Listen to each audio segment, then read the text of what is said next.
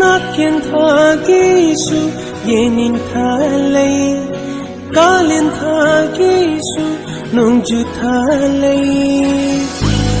kapliba na wasu amana tem khare nausumi sei sa puna usin kon khare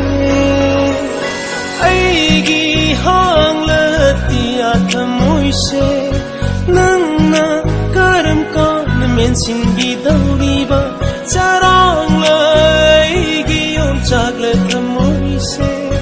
nangna karam kan them jin bi dauriba